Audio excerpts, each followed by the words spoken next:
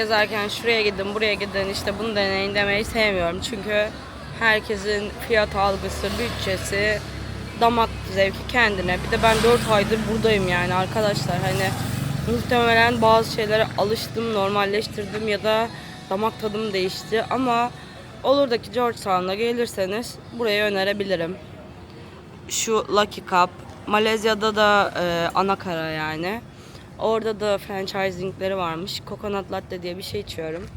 Vietnam'da da zaten bu arada Coconut Latte inanılmaz ünlüydü. Coconut Latte ne? Bildiğin Hindistan cevizi sütlü latte.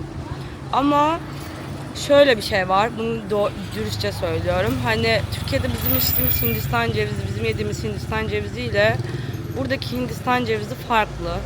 Yani muhtemelen iklim koşulları ve lojistik transferden kaynaklı olduğunu düşünüyorum. Çünkü burada 7/24 sıcak iklim olduğu için affedersiniz Hindistan cevizini bir tek popişlerine sürmedikleri kalıyor. Belki bir yerlerde sürüyorlardır, görmüyoruzdur yani. Çok da umurumda değil. Her şey Hindistan cevizli genel olarak Asya'da. Vietnam'a giderseniz de deneyebilirsiniz. Burada da deneyebilirsiniz. Sevdim. Sevmemin sebebi de açıklayayım. Kahve biliyorsunuz normalde yoğun bir tadı var. Bu kahvede Malezya'nın kendi kahve çekirdekleri var. Onu da belirteyim. Bu kahveyi sevmemin sebebi de yoğunlaştırılmış kahvenin Hindistan cevizi sütüyle ikisi aroması birleştiği zaman daha yumuşak bir içim olması. Sert böyle süt tadı almayı sevmeyenler için önerebileceğim bir şey. Hani çünkü normal inek sütü gerçekten çok böyle yoğun ve yağlı oluyor.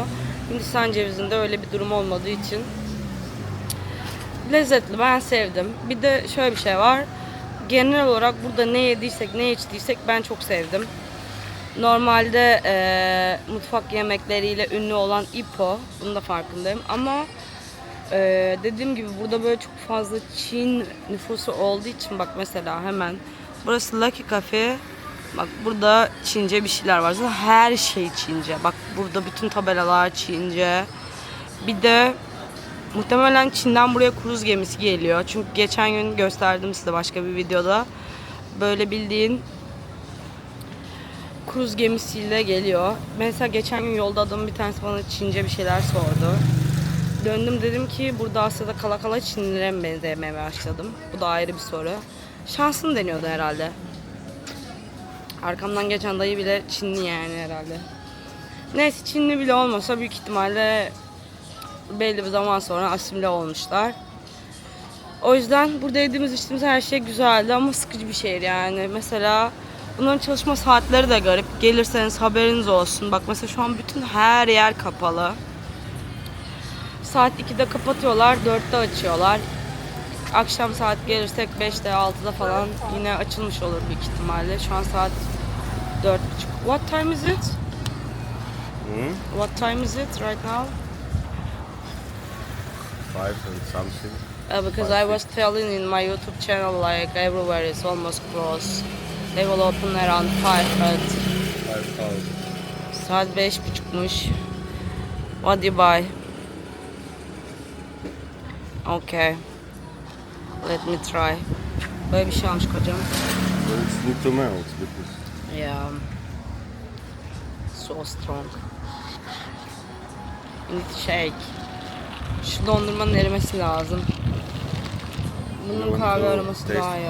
No, it will melt like 5 minutes. it's with ice. Okay, it's up to you, but I'm sure it will melt.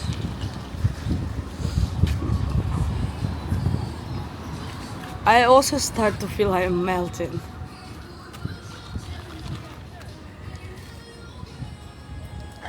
Okay, are we going to walk in the beach side? It's up to you. You want to return hostel? I think yes. I think yes. You want to return hostel? Yes. We can just walk on the beach side after After what? 7.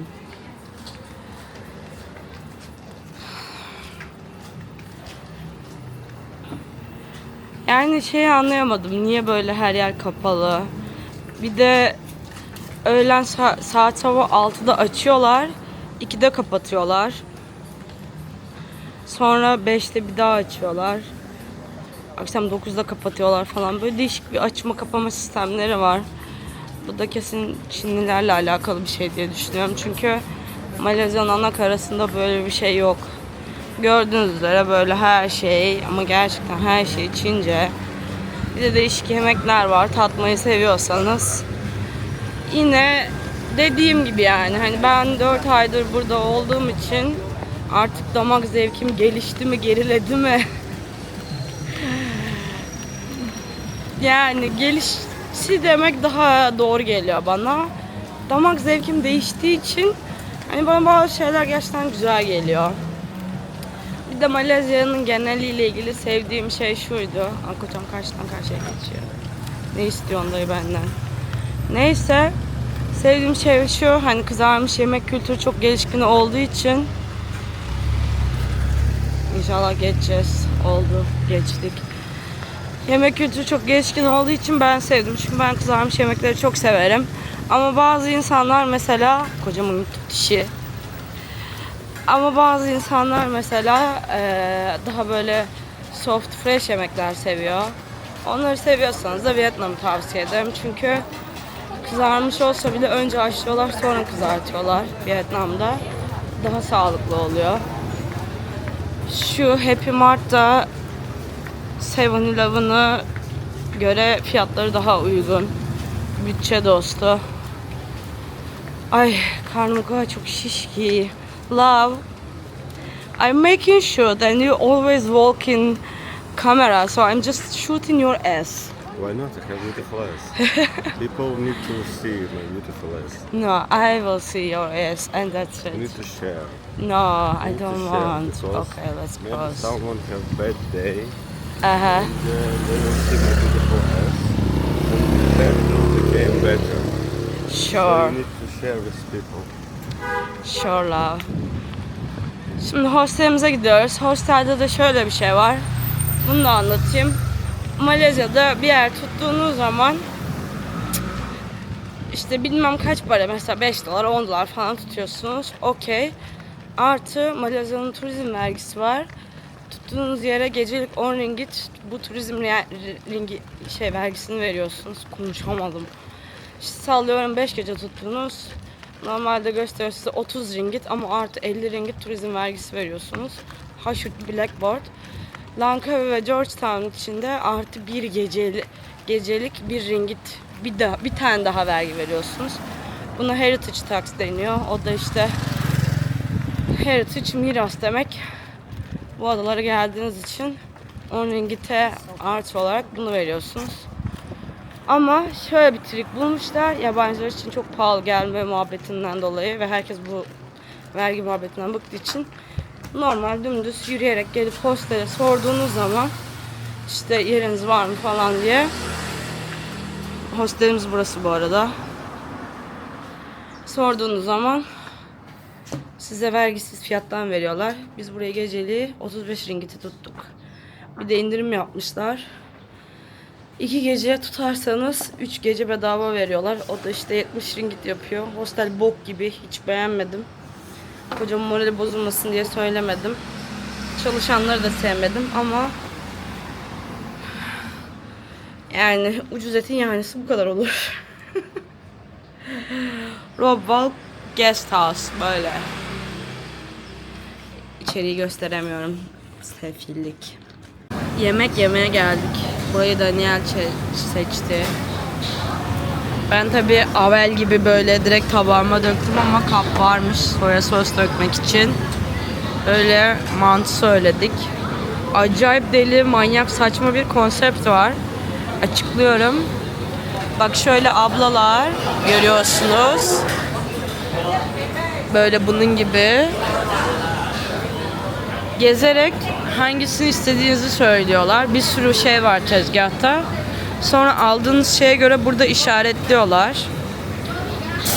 Mesela şu 10 ringgitmiş. Is this hot sauce? Okay. But tasty. Okay. Like sriracha. Ah, okay. Burası da böyle restoran. Nasıl görünüyor? Yeah, because streams. That's why it's more expensive. Aa, Fried try the Okay. shrimps. Okay. Are you start to learning Turkish? No. How you know why I say? How you know I said why it's this expensive? Because it's on last one. You make marker, so we'll speak about this, yes? You show it. I think you just started to learn Turkish. No, I have logic. Kocam Türkçe biliyor. But last time when I was making shoot, I was speaking with you in Turkish. Could we cross? And you said less. Cross. It's about context. No. You secretly learning Turkish. Chicken clothes. Bir de ana yemek menüsü var. Ama biz böyle zıkkım aldık. Okay, let's try. You know they have self-service for tea, I think. You think? Ah, You self-service. just put tea, take this, put hot water. Oha. It's super interesting weird restaurant. Yeah, it's like this restaurant from 1950, 1950. Okay. Super old. Okay. They were selling like this all the Okay. time from this type, so it's old Okay. school stuff. This trolley with food you choose. Okay. Sushi train, but before. Like from Ah, okay. Old style. Tamam, şu karidesli şey denemeye karar verdim. I will try this one.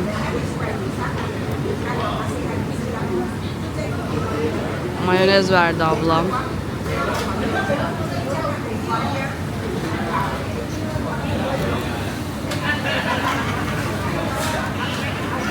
This is super tasty. Güzel. She's coming one more time. Böyle arabalı abla. Geliyor. Burada ana yemek sipariş etmek için burada item no yazıyor. Şimdi burada menüde mesela N1 yazıyor. Item no'ya N1 yazacaksınız. Ondan sonra kaç tane istiyorsanız ki quantity adet demek. Sonra burada small ve mesela large porsiyonu var. O yüzden burada M'yi işaretlemeyin. Çünkü bazılarının porsiyonları değişiyor. Burada işte S, M, L.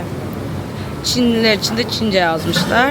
İstekte mesela bir şeye alerjiniz varsa içine konmasın falan diye. Masa numaranız garsona veriyorsunuz, size getiriyor yemeğinizi. Şimdi bunu deneyeceğim. I will try this.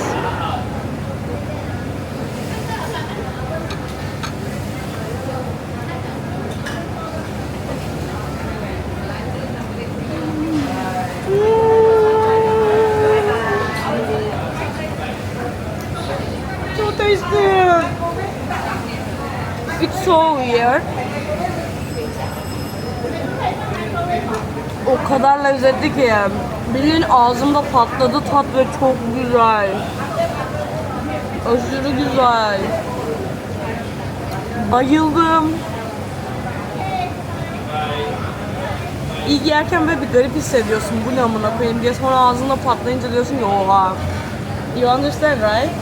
First when you chew it feels a little bit weird, like what's wrong with that? But after it's just pop in your mouth. I said wow. Şimdi bunu deneyeceğim. Bu da son aldığımız zıkkım.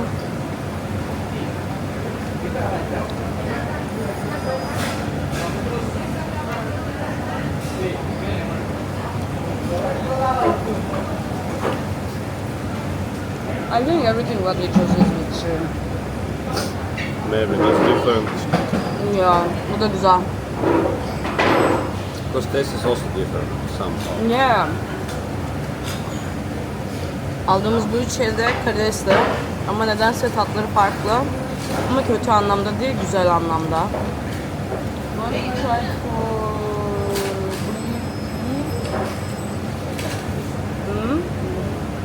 It's too hot to drink tea, right?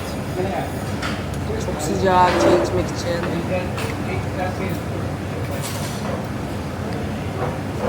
But I like their style.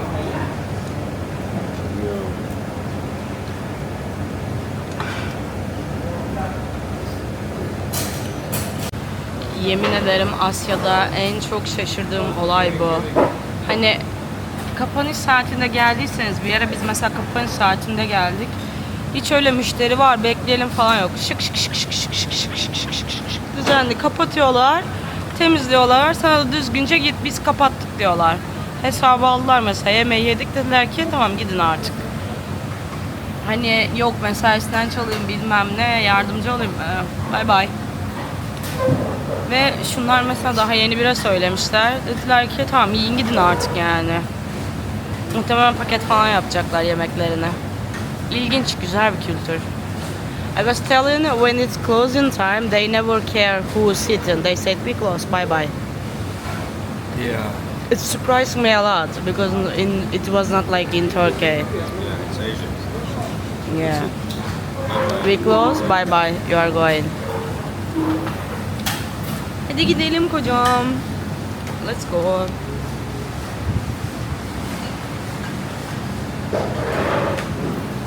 No.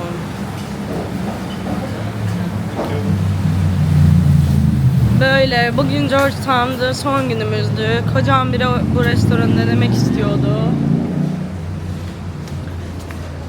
It was really good experience. I enjoy it. Yeah, little bit expensive, Yeah. but tasty. But we almost eat everything shrimp. Yes. Full shrimp, like lot of shrimp, like I don't know. Yeah. And I will not say like it was not worth it. No, totally it wasn't. And for ringgit, it's basically $10 now. Yeah. No, I mean before today we was eating full meal with a lot Yeah. of meat for how much? 28.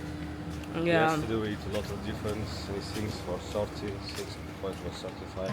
Yeah, and it was I mean, with but it was a Michelin little star. bit less full, but still I'm full because it's a lot of meat. So no, it's totally worth. It was interesting. All of this and you choose.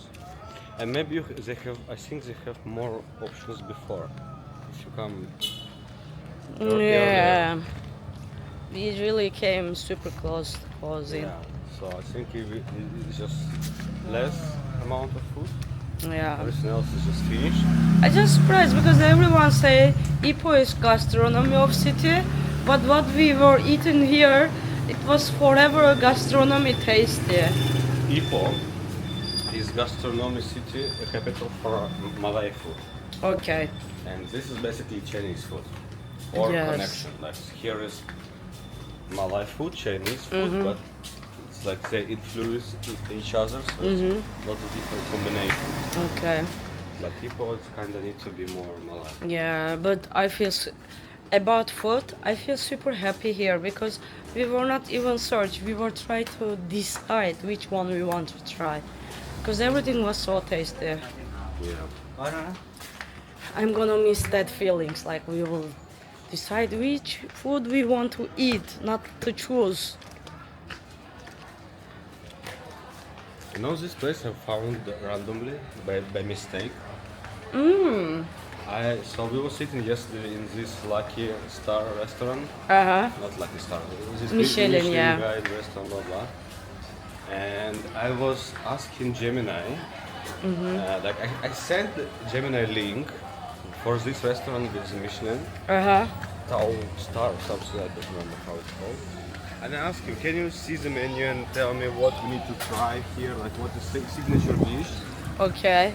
And Gemini started to explain me about this place, this dumpling, randomly. Okay. I was like, no, it's not this place. I send you directly other a link to other place. But still it was continuing to explain me about this. So I was like, but it looks actually good. Because Gemini was like, oh, it's one of the oldest places and it's like experiences dumplings.